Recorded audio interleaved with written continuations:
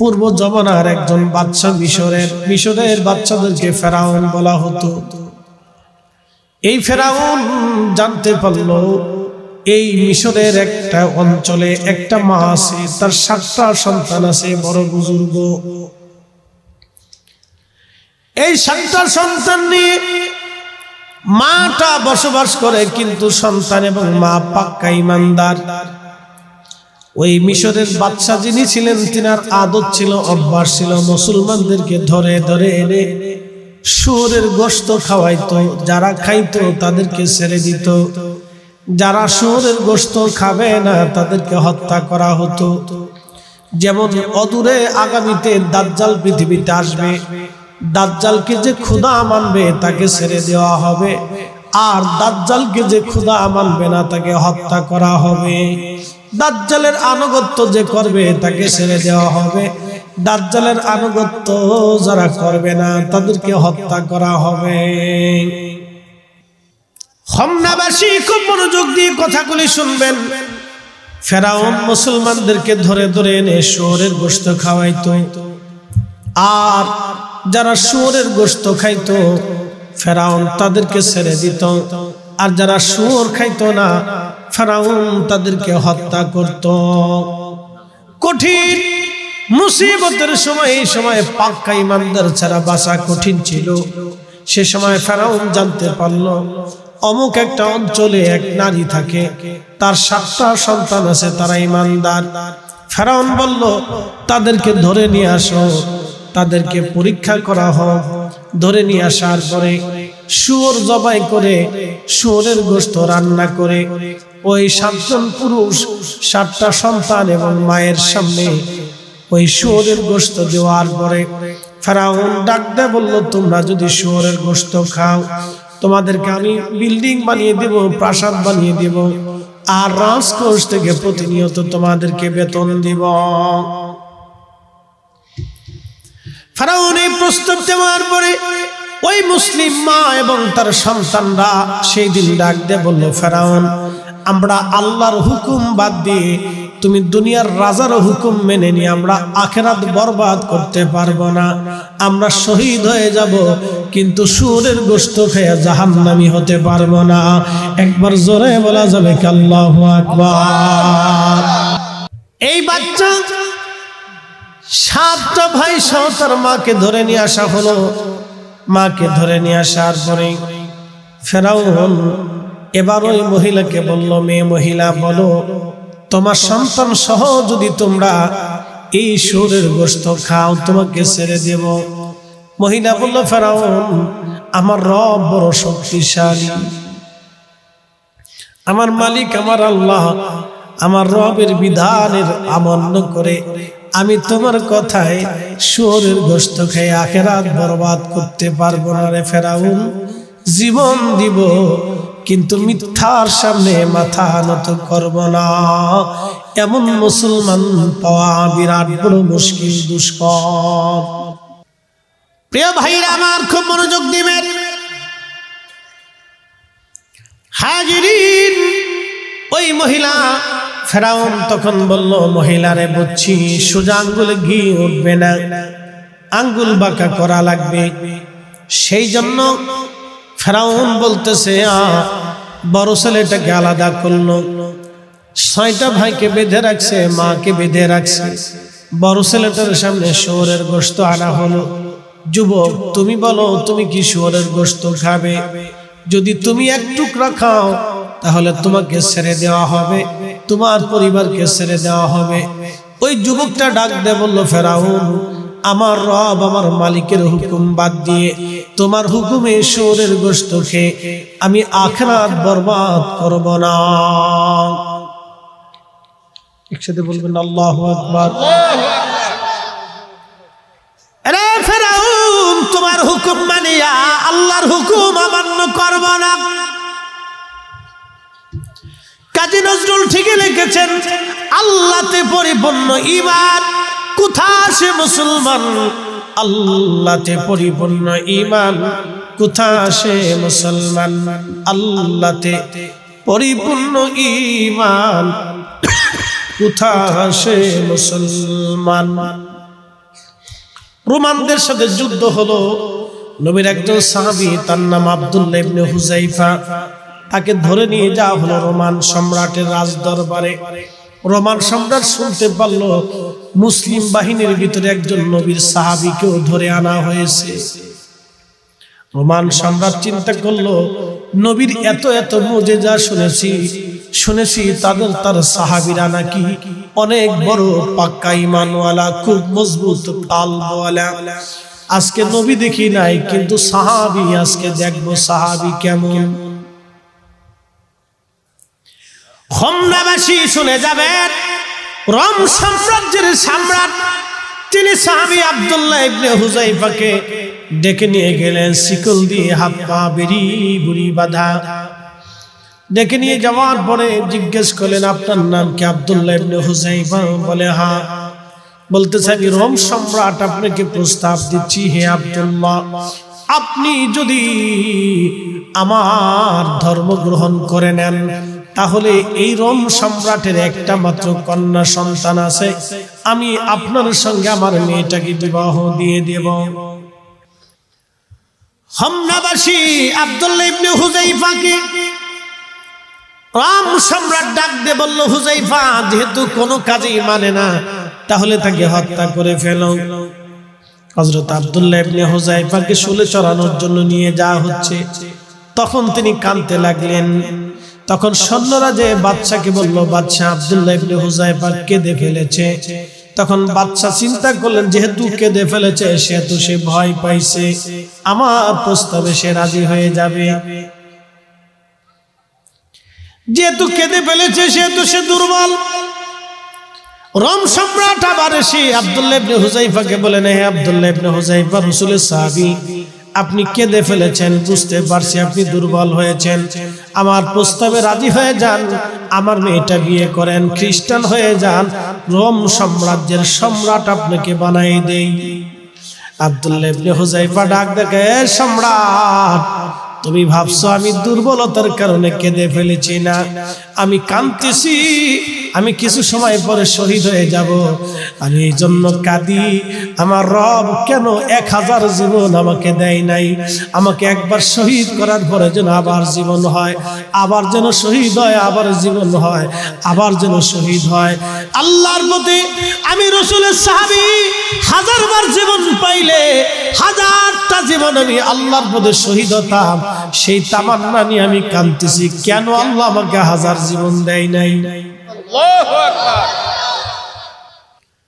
প্রিয় উপস্থিতি, এই জন্য তারা পৃথিবী বিজয় করেছিল। নাম শুনিয়া রোম সাম্রাজ্য, পার্সিয়ান সাম্রাজ্য থরথর করে কেঁপেছে তাদের নাম শুনে শুনে। কাজী নজরুল ঠিকই লেখলেন, আল্লাহতে পরিপূর্ণ ঈমান কোথা আসে মুসলমান, আল্লাহতে পরিপূর্ণ ঈমান কোথা আসে মুসলমান।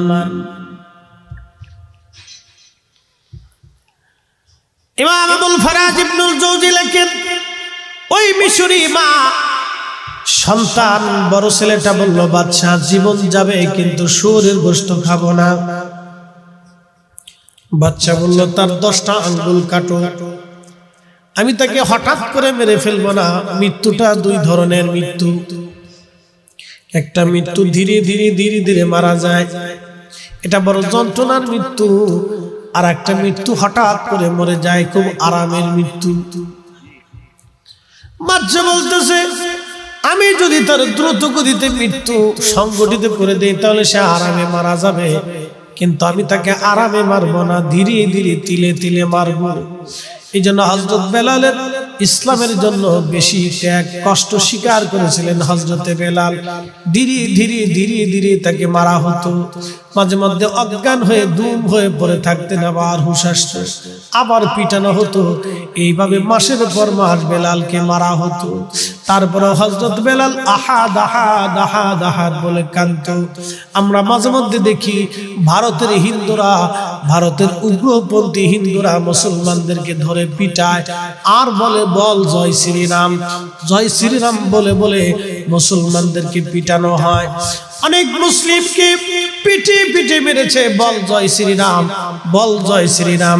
বাংলাদেশের কোন মুসলমান হিন্দু পিঠে কোনোদিন বলে নাই বল আল্লাহ, বল আল্লাহ। আমরা কোনোদিন জোরপূর্বক কারো মুখ থেকে আল্লাহ স্বীকারোক্তি নেই নাই। আমরা মানুষকে ভালোবাসা দিয়ে এবং কথা দিয়ে, যুক্তি দিয়ে, সত্য দিয়ে আমার অলিরা হুজুর গাউসে পাক মুহিউদ্দিন আব্দুল কাদের জিলানী, খাজা বাবা আজমিরি, শাহজালালী আমিনী মুজাররিদি, কুতুবউদ্দিন কাকি, নিজামউদ্দিন আউলিয়া, শাহ কলমদার মুসাফিয়া, জুন্নুন মিসরি, শেখ ফরিদ, বাইজিদ বোস্তামি কোনদিন জোর করে কাউকে ইসলামের কালেমা শিক্ষা দেন নাই। তারা ভালোবাসা দিয়ে, কারামত দেখাইয়া, আধ্যাত্মিকতা দিয়া, কালবের দিকে নজর দেওয়াইয়া মানুষদেরকে আল্লাহর দিকে ডেকেছেন। কথা বলেন ঠিক কিনা? হাজিরিন, খুব মনোযোগ দিবেন। মিশরের রাজা ফেরাউন ওই যুবকের একটা আঙ্গুল কাটলো। আঙ্গুল কেটে বলা হলো, যুবক তুমি কি কালেমা ছাড়বে, শুয়োরের গোশত খাবে? বলে না। এইভাবে একটা না, দুইটা না, তার 10টা আঙ্গুল কাটা হলো। তার পা কেটে ফেলা হলো, তার নাক কাটা হলো, তার কান কেটে ফেলে দেয়া হলো, তার চোখ উঠানো হলো। এইভাবে একটা একটা করে অঙ্গ প্রত্যঙ্গগুলি তার কাটা হলো। কিন্তু তারপর যুবকটা মাথা নত করে নাই, শুয়োরের গোশত খায় নাই, শহীদ হয়ে গেল তার মায়ের সামনে। বাকি 6 ভাইয়ের সামনে শহীদ হয়ে গেল। একবার আওয়াজ তুলে বলা যাবে কি আল্লাহু আকবার? এ মুসলমান, পৃথিবীতে যুগে যুগে মানুষদেরকে আল্লাহ পরীক্ষা করেছেন। সাইয়্যিদুনা ইব্রাহিম আলাইহিস সালামকে আল্লাহ পরীক্ষা করলেন, আমাদের নবীকে আল্লাহ পরীক্ষা করলেন, মুসা নবীর আল্লাহ পরীক্ষা করলেন, ঈসা নবীর আল্লাহ পরীক্ষা করলেন, দাউদ নবীকে পরীক্ষা করলেন, সুলাইমানকে পরীক্ষা করলেন। সমস্ত নবীদেরকে আল্লাহ পরীক্ষার আওতার মধ্যে আনলেন এবং পৃথিবীর সব ওলিদেরকে আমার আল্লাহ পরীক্ষার আওতার ভিতরে নিয়ে আসলেন। পরীক্ষা ছাড়া আল্লাহ কাউকে পাশ করার নাই। আপনার আমার জীবনের সবার পরীক্ষা আছে। আজকে যে ছাত্ররা পাগড়ি পাবে, ওদেরও পরীক্ষা নেওয়া হয়েছে। আপনি সার্টিফিকেট পাবেন, পরীক্ষা দিতে হবে।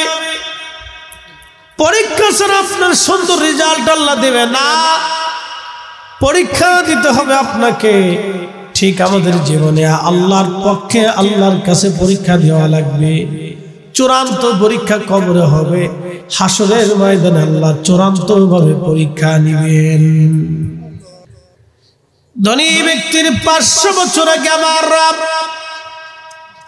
গরিবকে জান্নাতে, আমার আল্লাহ পাক ধনী ব্যক্তির 500 বছর আগে আল্লাহ গরিব জান্নাতে দিয়ে দিবে।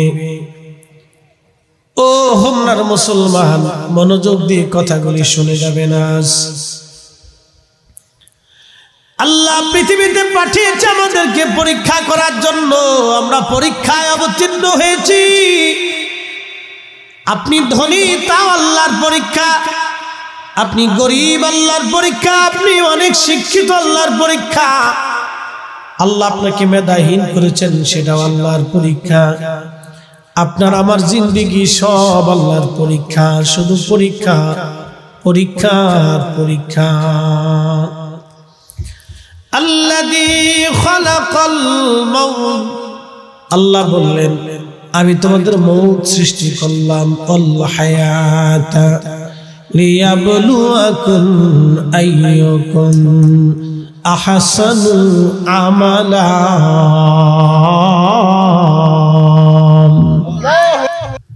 প্রিয় উপস্থিতি, খুব মনোযোগ দিবেন। ওই ফেরাউন বড় ছেলেটাকে হত্যা করার পরে দ্বিতীয় ছেলেটাকে ধরে নিয়ে আসলো, বলল যুবক তুমি কি শুয়োর খাবে? যুবক বলল না। ফেরাউন বলল তাহলে তেলের কড়ার মধ্যে তেল ঢেলে আগুন জ্বালিয়ে উত্তপ্ত তেলের মধ্যে তাকে ধীরে ধীরে ছেড়ে দাও। যুবককে তার মায়ের সামনে, বাকি 5টা ভাইয়ের সামনে তাকে ওইভাবে শহীদ করা হলো। সে শহীদ হয়ে গেল, কিন্তু মিথ্যার সামনে সে মাথা নত করে নাই। আল্লাহু আকবার। মহিলা বড় পাক্কা ইমানদার, আপনি চিন্তা করেন তাহলে মায়ের ইমান কত মজবুত। সেই দিন 3 নম্বর ছেলেটাকে ধরে আনা হলো। ফেরাউন বলল, হে যুবক, তুমি কি শুয়োরের গোশত খাবে? যুবক ডাক দিয়ে বলতেছে, ফেরাউন, ও ফেরাউন, আমার আল্লাহ সবল, তুমি দুর্বল। আমি দুর্বলের হুকুম মেনে সবলের হুকুম অমান্য করে জাহান্নামে যেতে পারবো না। তেলের গাড়ি তেলে চলে, হাওয়ার গাড়ি হাওয়ায় উড়ে, বিনা তেলে চালাই গাড়ি নবী সুলাইমান। আমরা সেই মুসলমান, আমরা সেই মুসলমান। আল্লাহুম্মা সাল্লি আলা, জবান খুলে মাশাআল্লাহ, আল্লাহু আকবার।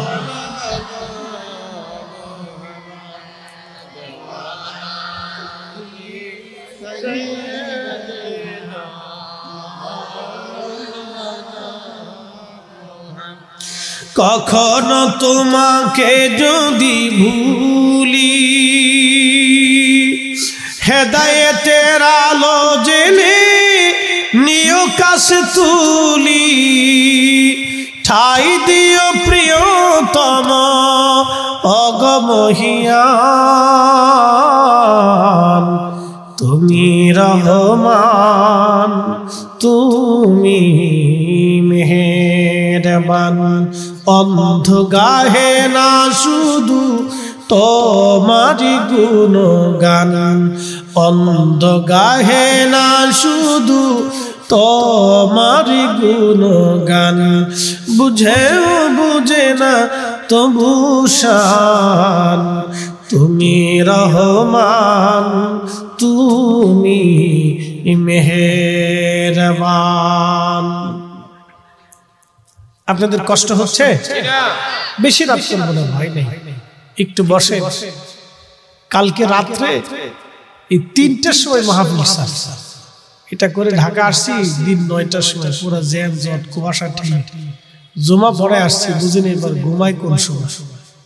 আজকে আপনারটা সেরে আবার বুড়িচং সেরে কালকে বগুড়া যাবো, ধরবো 2টে, একটা রাত 10টায় দেবো আর একটা রাত 2টায় ধরবো। তারপরে দিন বাদ জহর ধরবো রংপুর এবং রাত্রে রংপুর শহরে ধরবো। এটা সেরে পরের দিন সিরাজগঞ্জে 2টে, পরের দিন বগুড়া 2টে করে, নরসিংদী এসে ধরবো 3টে। শুধু একটু শিডিউল দিলাম, আল্লাহ চালায়। একসাথে বলবেন আল্লাহু আকবার। অনেকে কেমনে সম্ভব? আমাকে অমনি সম্ভব, আল্লাহ যেমনি সম্ভব করে অমনি সম্ভব। কণ্ঠ টিকে কেমনে? আমাকে আল্লাহ টিকে, আমার কোনো হাত নাই। তো খুব মনোযোগ দিয়ে ইমানের বলে বলিয়ান আপনি শোনেন, আপনাদেরকে একটা তথ্য দিয়ে সারা জীবন মনে রাখবেন। আপনি আল্লাহকে যেইভাবে বিশ্বাস করবেন, আল্লাহ আপনার সাথে সেইভাবে ব্যবহার করবেন। আবার বলি, আপনি আল্লাহকে যেইভাবে বিশ্বাস করেন, যদি বলেন হ্যাঁ আল্লাহ আমাকে মাফ করবে, আল্লাহ আপনাকে মাফ করবে।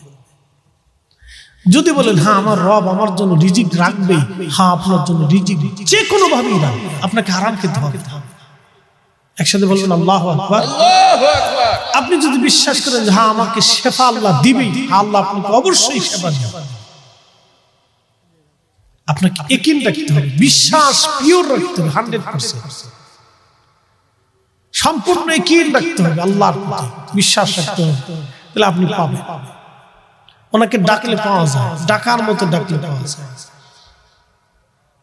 এই জন্য পৃথিবীতে ওলিরা কেন ওলি হয় জানেন? ওলিরা হয় আল্লাহর প্রতি ওলিদের অগাধ বিশ্বাস থাকতো, অগাধ বিশ্বাস থাকতো আল্লাহর প্রতি। শোনেন, এই জন্য খাজা বাবা আজমিরি একা যা করছে আমরা লক্ষ লক্ষ আলেম তা পারি না। বলে হুজুর কেমন? বুঝাই দিয়ে। এই যে বর্তমানে বাংলাদেশে, ভারতে, পাকিস্তানে হাজার হাজার মাহফিল হয়, হাজার হাজার, প্রতিদিন ঘন্টায় ঘন্টায় ঘন্টায় ঘন্টায় নসিহত হয়, প্রত্যেক জুমাতে লক্ষ লক্ষ মসজিদে ওয়াজ হয়। বলেন তো মুসলমান হয়েছে কয়টা মুসলমান বানাইতে পারছে? পারি।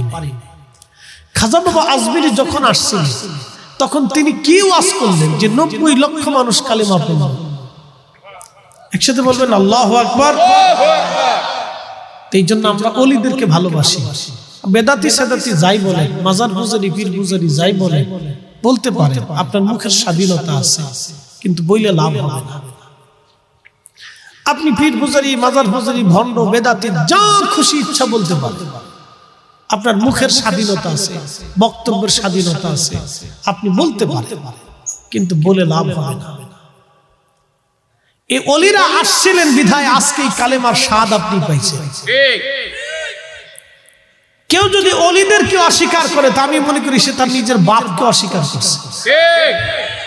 নিজের বাপ অস্বীকার করলে সে যেমন এই উপমহাদেশে আউলিয়া কেরাম আসার পরে ইসলাম আমাদেরকে যেভাবে দিয়েছেন, আউলিয়া কেরামের কারণে আজকের এই সুন্দর ইসলাম আপনি পেয়েছেন। নতুবা ইসলাম তো দূরের কথা, ইসলাম কি জিনিস ভারতের বহু অঙ্গরাজ্যে যায় দেখেন,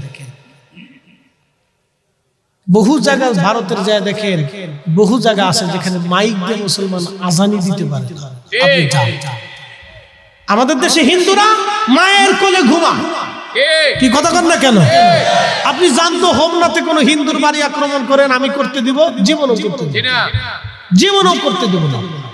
আপনি পারবেন না, কখনোই না। আপনি যে কোনো হিন্দুর দোকান লুট করবেন আমরা থাকতে করতে দিব না, হবেই না, করতেই দিব না। এটা অন্যায়, কি কথা কন না কেন? এটা অন্যায়, আমরা হতেই দিব না, এটা কখনোই না, এটা হতেই দিতে পারি। কিন্তু আপনি যা দেখেন ভারতের বহু জায়গা আছে মুসলমানরা আজানি দিতে পারে মাইকে।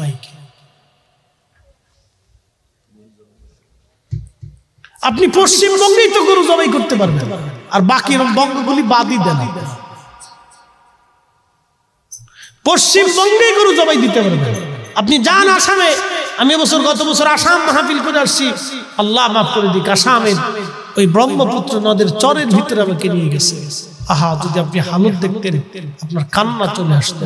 বলতেছে হুজুর সরকারি সমস্ত সুযোগ সুবিধা থেকে আমাদেরকে বঞ্চিত করা হচ্ছে,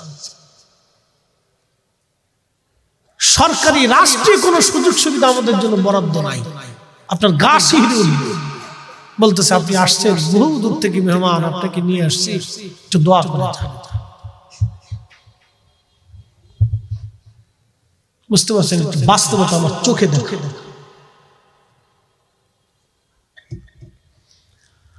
প্রিয় হোমনাবাসী, কিন্তু যাই হোক, আমাদের দেশে আমরা যারা আছি অন্য ধর্মের কাউকে আমরা আঘাত করব না, কষ্ট দেব না, কারণ তারা আমার দেশের নাগরিক। কথা ঠিক আছে না ভাই? ইসলাম এটা কখনো সমর্থন করে না। সে আপনার দেশের, সেই দেশের অধিকার তার আছে, সে অধিকার পাবে। ইসলাম এটা কখনো অনুমোদন দেয় না, এই জন্য আমরা কখনো এটা মানি না। কিন্তু পার্শ্ববর্তী দেশে আসামে এক নীতি, কলকাতায় আর এক নীতি, উত্তরপ্রদেশে আর এক নীতি, গুজরাটে আর এক নীতি, এক এক প্রদেশের এক এক নীতি। সব নীতিতেই মুসলমানদেরকে বঞ্চিত করে। আপনি সারা ভারতে যা দেখবেন বিজেপি যারা আছে, এই মোদী সরকার, তাদের কাজই হচ্ছে মুসলমানদেরকে হটানো, সরকারি সমস্ত সুযোগ সুবিধা থেকে তাদেরকে বঞ্চিত করা। তাদের কাজে এক এক প্রদেশে এক একটা নীতি, শুধু মুসলমানদের সাথে বৈষম্য, শুধু মুসলিমদের সাথে বৈষম্য। তেলের গাড়ি তেলে চলে,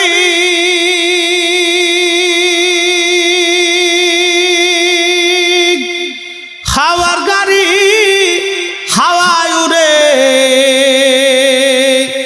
বিনা তেলে চালাই গাড়ি নবী সুলাইমান।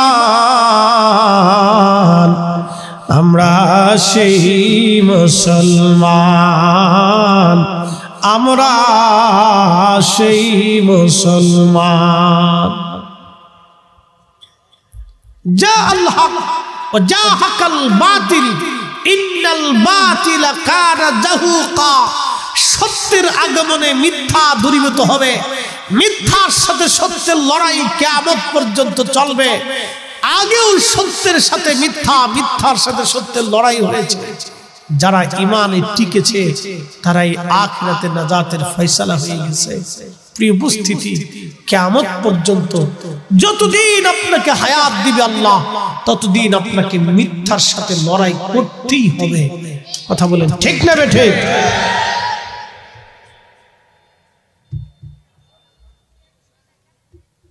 আপনাদের চুপ থাকা লাগবে, ঠিক আছে? লড়াচড়া করা যাবে না বাবা। ওরা সুযোগ পায় না, যদ্দূর পায় তদ্দূর ছাড়ে না। বুঝতে পারছেন? সারাদিন আচ্ছা ঠিক আছে, বক্তা আমার একটা পাওয়া গেছে।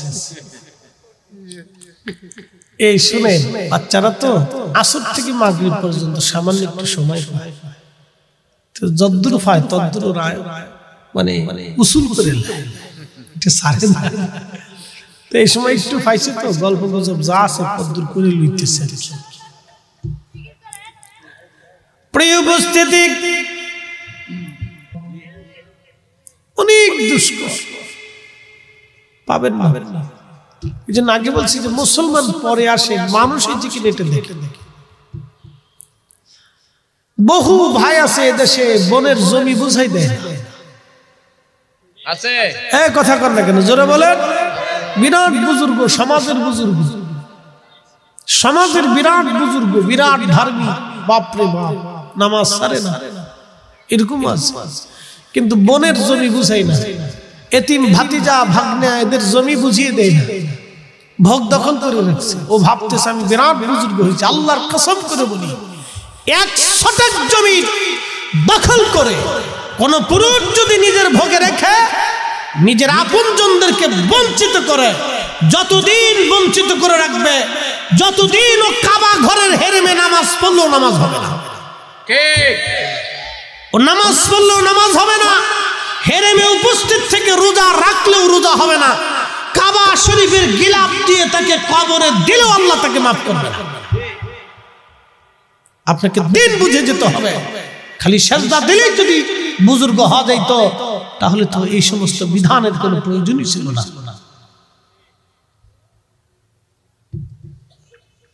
এরকম বাংলাদেশে হাজার হাজার আছে।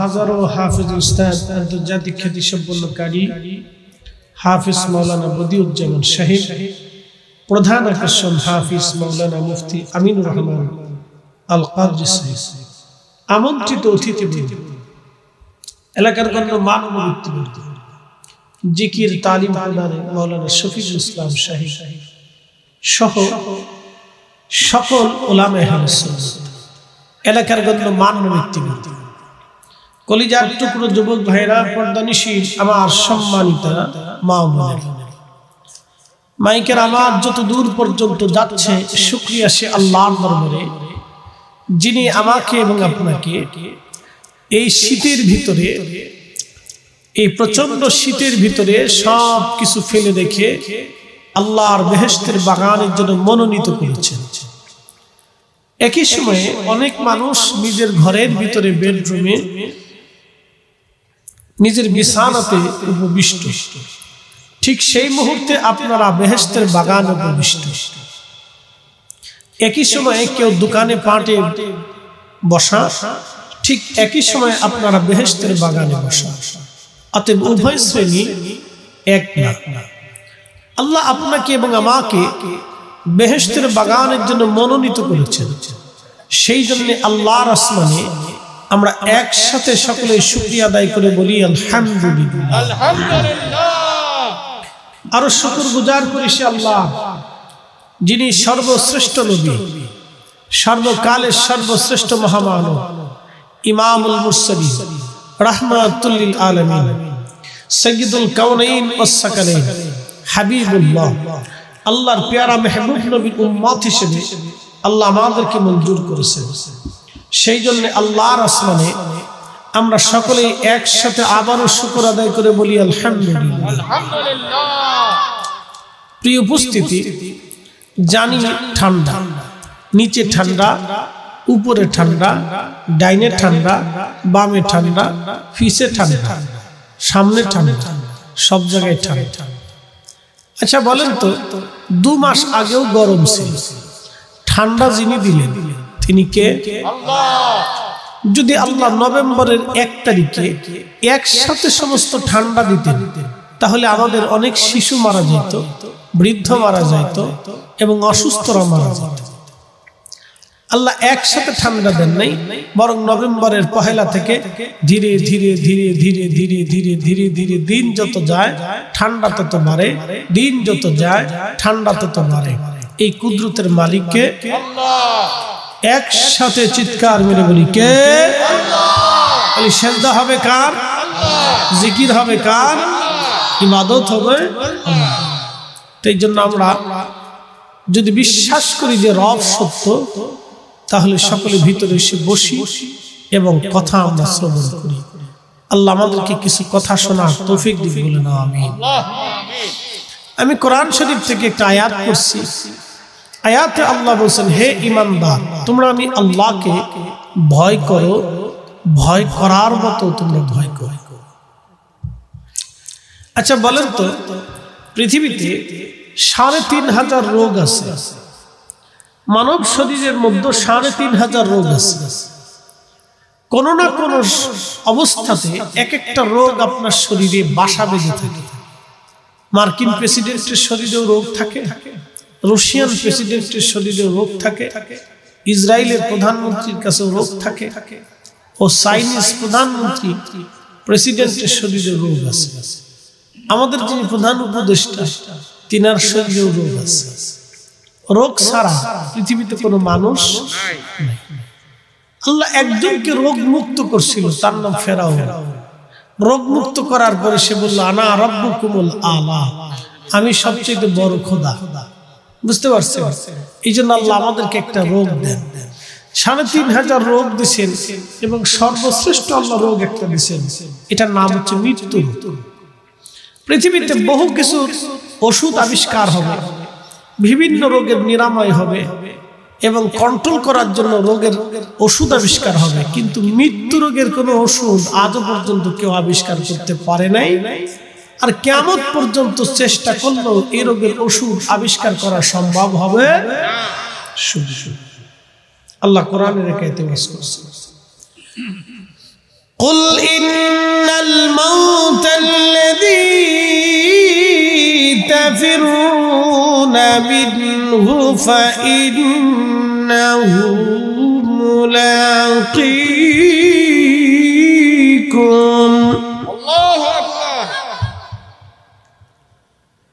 قل إن الموت الذي تفرون منه فإنه ملاقيكم الله أكبر। এই আয়াতে আল্লাহ বললেন, হাবিব আপনি আমার বান্দাদেরকে বলেন তারা মৃত্যু থেকে পালানোর চেষ্টা করে, কিন্তু আপনি বলুন মৃত্যু তার সাথে মুলাকাত করবে। মৃত্যু তার সাথে। এই যে আজকে অনেক কুয়াশা, আসার সময় দেখলাম ট্রাক অ্যাক্সিডেন্ট করে এক লোক একবারে বিশ্বরোডে ডেড। কখন কে মারা যাবে আমাদের কার বলার সুযোগ নেই। প্রিয় উপস্থিতি, হাজিরিন, প্রচুর কুয়াশা বাড়বে। এই মাহফিলে যারা বসবে তারা পাস, যারা চলে যাবে তারা ফেল।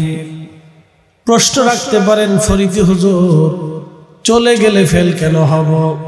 আল্লাহ কোরআনে বললেন, ওয়ালানাবলুওয়ান্নাকুম বিশাইইম মিনাল খাউফি ওয়াল জুই ওয়া নাকসিম মিনাল আমওয়ালি ওয়াল আনফুসি ওয়াস সামারাত।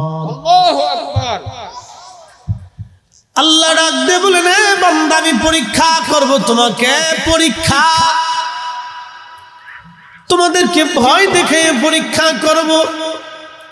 প্রচন্ড শীত এবং কুয়াশা দিয়ে আল্লাহ আমাদেরকে পরীক্ষা করলেন। প্রচন্ড কুয়াশা দিলেন আমার আল্লাহ, প্রচন্ড ঠান্ডা দিয়ে আল্লাহ পরীক্ষা করে দেখতেছেন আমার বান্দা কে বসে আর কে বসে না, কে আসে আর কে আসে না। এই যে শুনেন, এগুলি আল্লাহর একটা পরীক্ষা। তা আমরা মাঝে মধ্যে পরীক্ষাগুলিতে ফেল করি। ধরেন বৃষ্টি হলো, বৃষ্টি নামতেছে, অনেক মুসল্লি বৃষ্টির অজুহাত দিয়ে জুমার নামাজে মসজিদে যায় না। প্রচন্ড গরম পড়ে, গরমের অজুহাত দিয়ে অনেক রোজাদার রোজা রাখে না। এগুলো আল্লাহর পরীক্ষা। এই দুনিয়াটা আমাদের জন্য পরীক্ষার জায়গা। এ শোনেন, আমাদের পাশে অন্ধ আছে না? অন্ধ চোখে দেখে। আচ্ছা বলেন তো, এত মানুষের চোখ আল্লাহ দিল, তো আব্দুল করিম রে বা রহিম রে বা ইত্যাদি অন্য কাউকে আল্লাহ চোখ দিল না? কারণ কি? আল্লাহ দেখাই দিল যে আমি চোখ তোমাদের কাছ থেকে কেড়ে নিতে পারি। এটা আল্লাহ পাকের শক্তির বহিঃপ্রকাশ। আদম আলাইহিস সালামকে আল্লাহ জান্নাতে সৃষ্টি করলেন। সৃষ্টি করার পরে আদম আলাইহিস সালামের পৃষ্ঠদেশে আল্লাহ তার কুদরতি হাত রাখলেন। হাত রাখার পরে আদম আলাইহিস সালামের পৃষ্ঠদেশ থেকে লক্ষ লক্ষ কোটি কোটি রূহ আল্লাহর সামনে, আদমের সামনে বের হয়ে আসলো। একসাথে বলা যাবে আল্লাহু আকবার। ওই দিন আমরাও ছিলাম, সমস্ত রূহগুলি বের হয়ে আসলো। তা আদম আলাইহিস সালাম দেখলেন কেউ কানা, কেউ বোবা, কেউ ল্যাংড়া, কেউ ফকির, কেউ পাগল, কেউ মিসকিন, কেউ ভিখারি, কেউ ধনী, কেউ রাজা, কেউ বাদশা, এরকম নানান শ্রেণী বিন্যাস। কেউ নবী, কেউ সুর, কেউ ডাকাত, কেউ জাহেল, কেউ জ্ঞানী, কেউ ডাক্তার, এরকম নানান শ্রেণী বিন্যাস। আদম আলাইহিস সালাম আল্লাহকে বলেন, ইয়া রাব্বি, ওরা তো আমার সন্তান, সন্তানের প্রতি বাবার ভালোবাসা তো অপরিসীম থাকে। আল্লাহ, আমি তো তাদের বাবা, তা আপনি দয়া করে আমার এই সমস্ত সন্তানদেরকে সমান করে দেন। কাউরে ধনী দিয়েন না, গরিব দিয়েন না, অন্ধ দিয়েন না, চোখওয়ালা দিয়েন না, বুবা বানাইন না, জবানওয়ালা করেন না। আল্লাহ আপনি এক লেভেল করে দেন। আল্লাহ ডাক দিলেন, আদম আমি এক লেভেল করব না, আমি বৈষম্য রেখে দিব। বলে আল্লাহ কারণ কি? বলে এই বৈষম্য করে পৃথিবীতে পাঠাইয়া আমি আল্লাহ আমার বান্দাদেরকে পরীক্ষা করব। কি করবে আল্লাহ? পরীক্ষা। শোনেন, আপনাদেরকে বলি, যারা দরিদ্র আছে, যারা গরিব আছে, তাদের হতভম্ব হওয়ার, চিন্তিত হওয়ার কিছু নেই। আল্লাহ তাদের জন্য একটা সুসংবাদ দিয়ে রাখছেন। ধনী ব্যক্তির 500 বছর আগে গরিবরা জান্নাতে চলে যাবে। আসতে হয়ে গেল না? জোরে বলবেন আল্লাহু আকবার। আপনার আল্লাহ দুনিয়া দেন নাই, কিন্তু আখেরাত দিয়ে রাখছে। গরিবকে আল্লাহ দুনিয়া দেয় নাই, কিন্তু আখেরাত দিয়ে রাখছে। আল্লাহ বড় অন্যায় বিচারক। আল্লাহ কখনো অন্যায় বিচার করেন। কখনো তোমাকে যদি ভুলি,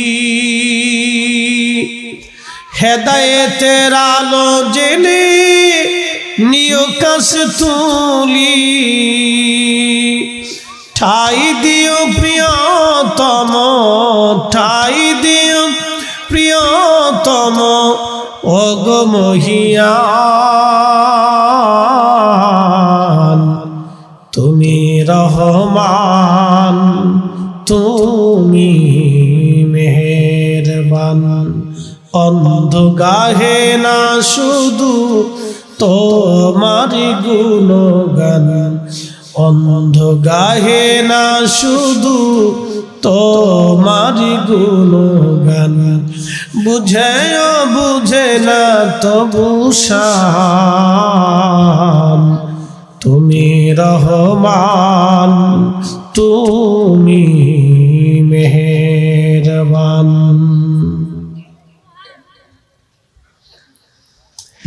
আল্লাহ বলেন, জীবন সৃষ্টি করলাম পরীক্ষা করার জন্য। হে বান্দা, পরীক্ষা করব আইয়ুকুম আহসানু আমালা, কে উত্তম আমল করে আমি আল্লাহ সেটা দেখব।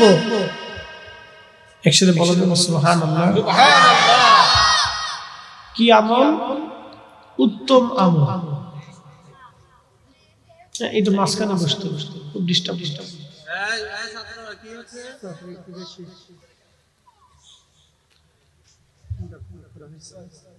আইয়ুকুম আহসানু আমালা, কে ভালো কাজ করো আমি সেটা জানি। আমার দিকে তাকাও, পৃথিবীতে ভালো কাজের মানুষের সংখ্যা কম। আপনি দেখেন তো, মুসলমান পরে হিসেব করেন, আল্লাহ তো কোরআনে বলছে হাক্কা তুকাতিহি, আমি আল্লাহকে ভয় করো, ভয় করার মতো ভয় করো। এরপর আল্লাহ বলেছেন ওয়ালা তামুতুন্না ইল্লা ওয়া আনতুম মুসলিমুন, তোমরা মুসলমান হয়ে তারপরে কবরে আসো।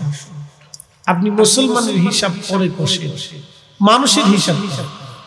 আচ্ছা বলেন তো, যারা হোটেলে এই মুরগির গোশত চালাইতে যায়, মরা মুরগি চালাই, আপনি মুসলমানের হিসাব পরে করেন, সে মানুষ হইতে পারছে? একসাথে বলেন, সে কি মানুষ হতে পারছে? মানুষই হয়নি, মুসলমান পরে। মানুষই হয়নি, মুসলমান আরো পরে আসে। আচ্ছা বলেন তো, যারা টাকা দিয়ে অর্থকরী করে স্বজনপ্রীতি করে সমাজে বিচার করে, তারা কি মানুষ হতে পারছে? মুসলমান পরে আসে, মানুষই তো হয়, মানুষই তো হয়নি, মুসলমান পরে গেছে। স্বজনপ্রীতি করে অর্থের লোভে, দলের টানে, মতের টানে বিচার করে, তারা তো মানুষই হয়, মুসলমান পরে হিসাব করে।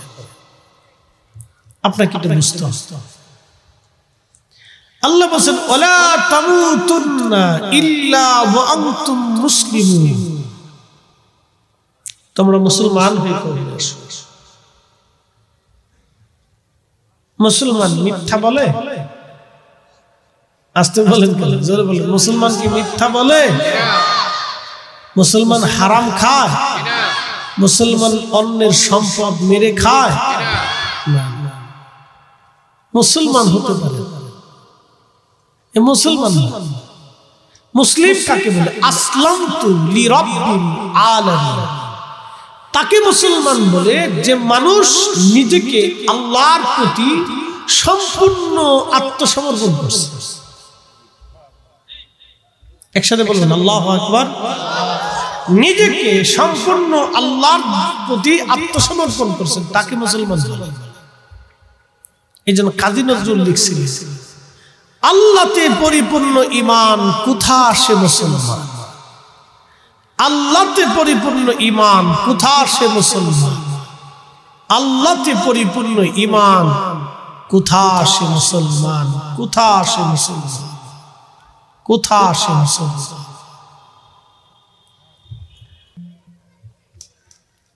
আপনি কি মনে করতেছেন, দাজ্জালের আনুগত্য কি দিন দিন বাড়তেছে না? বাড়তেছে। কি কথা বলেন না কেন, বাড়তেছে না? বাড়তেছে। আনুগত্যের লোকের সংখ্যা দিন দিন দিন দিন দিন দিন বাড়তেছে, বাড়তেছে, বাড়তেছে, কমতেছে না। শুধু বাড়তেছে, শুধু বাড়তেছে, কমতেছে না। আচ্ছা আপনারা বলেন তো, যেই বেটা বর্তমানে ঘুষ খায়, এখন যদি দাজ্জাল আসে, সে কি আল্লাহ মানবে না দাজ্জাল মানবে? দাজ্জাল মানবে, দাজ্জাল মেনে নিবে। যে বেটা সুদ খায়, এই বেটাকে এখন যদি দাজ্জাল আসে, সে আল্লাহ মানবে না দাজ্জাল মানবে? দাজ্জাল মানবে। এই তো সহজ কথা। আল্লাহ মানার লোকের সংখ্যা তো কম, দাজ্জাল মানার লোকের সংখ্যা বেশি। কি কথা কর না কেন, ঠিক কি না? দাজ্জাল মানার লোকের সংখ্যা বেশি। তো মনোযোগ দিয়ে, যেই লোকটা অন্যের জমিন নষ্ট করে খায়, সে দাজ্জাল আসলে অবশ্যই দাজ্জাল মানবে, সে আল্লাহ মানবে না। তো আল্লাহ রাসূল বলছেন, দাজ্জালের অনুসারী বাড়বে, দাজ্জালের ভয়াবহ ফিতনা হবে। এই ফিতনা থেকে যারা বাঁচবে তারা ঈমানদার, যারা দাজ্জালকে অস্বীকার করবে তারা বেঁচে যাবে, তারা জান্নাতি। এই জন্য রাসূল বলতেন, উম্মত তোমাকে কেটে কেটে টুকরা টুকরা করলেও তুমি শিরিক করবে না। তোমাকে কেটে কেটে টুকরা টুকরা করলেও তুমি শিরিক করবে না। আচ্ছা বলেন, বর্তমান সনাতন ধর্মের যারা আছে, যারা মূর্তির সামনে পাথরের সামনে সিজদা দেয়, তারা মনে করে বিদ্যার দেবতা সরস্বতী, সরস্বতী আমাদেরকে বিদ্যা দেয়। তাদের ধারণা লক্ষ্মীর দেবতা আছে, এই জন্য লক্ষ্মী পূজা করে। তাদের ধারণা গোমাতা আমাদের দেবতা, সে দুধ দেয়, সেই জন্য গোমাতার পূজা করে। তাদের ধারণা শিব শক্তি এবং যৌবনের দেবতা, সে আমাদের শক্তি এবং যৌবন দেয়, সেই জন্য শিবের পূজা করে।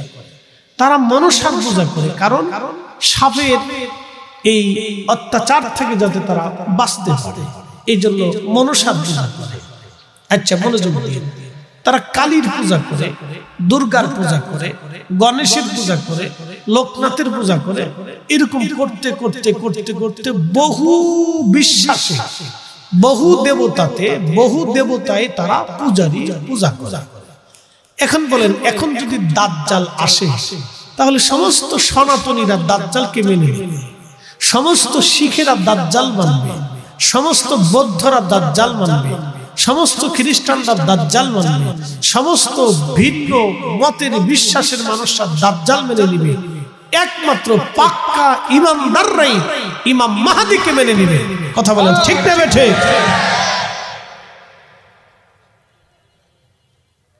এই আবার শুনেন, পৃথিবীতে 800 কোটি মানুষ, 200 কোটি মুসলমান, বাদ বাকি 600 কোটি রানিং প্লাস আল্লাহকে আল্লাহ বলে মানি না। তাহলে বুঝতে পারতেছেন যে আমাদেরকে কি পরিমাণে লড়াই করে টিকে থাকতে হবে, আমাদেরকে কি পরিমাণে লড়াই করে টিকে থাকতে হবে। সত্যের মিথ্যার সাথে সত্যের দ্বন্দ্ব চিরকাল ছিল। আবার বলি, মিথ্যার সাথে সত্যের লড়াই চিরকাল ছিল, এবং আগামী পর্যন্ত, কিয়ামত পর্যন্ত মিথ্যার সাথে সত্যের লড়াই করে টিকে থাকতে হবে।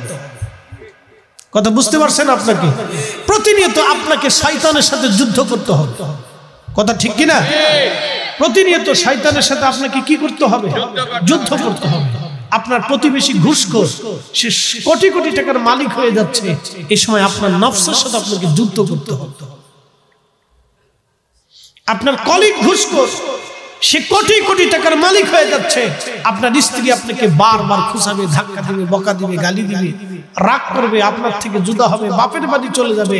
এই সময় আপনাকে ধৈর্য ধারণ করে নিজের নফসের সাথে জিহাদ করতে হবে। না, আমি অন্যায় করতে পারি না, আমি হারাম খেতেই পারি না। কি কথা বলেন ঠিক কিনা? যদি আপনি এই সময় লড়াই করতে পারেন, তাহলে ভাববেন আপনি বেঁচে গেছেন। যদি আপনি এই সময় লড়াই করতে পারেন, তাহলে আপনি ভাববেন যে আপনি বেঁচে গেছেন। আচ্ছা বলেন, আপনার কলিগ ঘুষ খায়, ধরে না,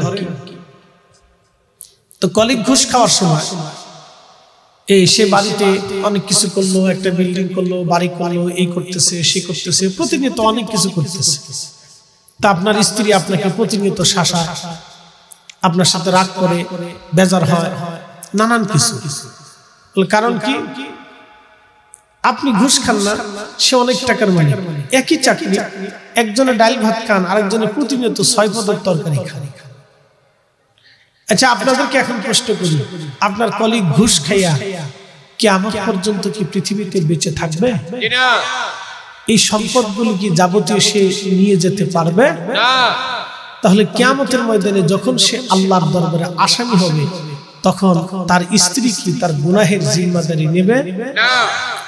স্ত্রীর প্রচলনায় পড়িয়া যখন সে ঘুষ খাইলো, এই স্ত্রী তার কিয়ামতের ময়দানে তার পাপের জিম্মাদারি নেবে না।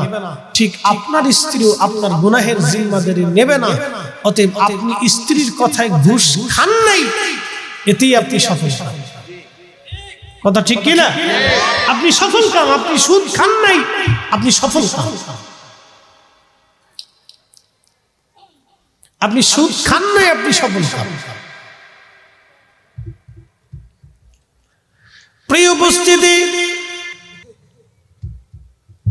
কি বুঝলেন? বুঝে যাবেন। আপনি নাউজুবিল্লাহ বলতেছেন, আপনি সামান্য তো নাউজুবিল্লাহ বলতেছেন, কিন্তু এই সিচুয়েশনে পড়লে আপনি আউযুবিল্লাহ বিসমিল্লাহ কই ফেলাইতেন। সাহাবী দেখেন, রোম সম্রাট এটা আমেরিকান প্রেসিডেন্ট বলছে না, রোম সম্রাট। রোম বুঝছেন? তুরস্ক ইউরোপের বিরাট অংশ মিলে বিরাট সাম্রাজ্য, বাংলাদেশের অন্তত 500 দেশের সমান একটা বিরাট সাম্রাজ্যের সম্রাট ছিলেন। তাও 1 আর 2 বছর না, 8-9 হাজার বছর ধরে একটা সাম্রাজ্য চলমান। সেই সাম্রাজ্যের প্রধান সে বলতেছে, আপনি রাসূলের সাহাবী, প্রস্তাব দিচ্ছি যদি আপনি আমার খ্রিস্টান ধর্ম গ্রহণ করে নেন তা আমার একটা মাত্র কন্যা আপনার সাথে বিয়ে দিয়ে দিই। নাউযুবিল্লাহ। আব্দুল্লাহ ইবনে হুযায়ফা বললেন, তা হবে। বলতেছে যদি তাতেও রাজি না হন তাহলে বলুন আমার পুরা রোম সাম্রাজ্য আপনাকে দিয়ে দিব, পুরা রোম সাম্রাজ্যের সম্রাট আপনাকে বানিয়ে দেব আমার মেয়ের সাথে বিবাহ দিয়ে। বলুন আপনি রাজি হয়ে যান হে রাসূলের সাহাবী। তিনি বললেন না, তাও হবে না। আল্লাহু আকবার। না না, আরো জোরে জোরে বলেন, জোরে জোরে জোরে। এরা সাহাবী, জোরে বলেন তারা কি? সাহাবী। একসাথে বলেন তারা কি? সাহাবী। সাহাবী। আল্লাহ বলেন রাদিয়াল্লাহু আনহুম, আমি তাদের উপরে রাজি। ওরাদু আন, আল্লাহ আমি তাদের উপরে রাজি, তারাও আমি আল্লাহর উপরে রাজি। যালিকা লিমান খাশিয়া রাব্বা, কারণ তারা আমি আল্লাহকে ভয় করত।